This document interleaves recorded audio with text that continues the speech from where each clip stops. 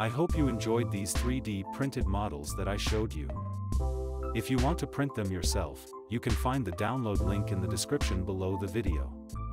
And if you like this type of content, don't forget to like and subscribe and watch my other videos where I show you more interesting projects. Thanks for watching, and if you know someone who might be interested in this content, I would appreciate it if you would share it, leave a comment which model you liked the most, or share your favorite prints.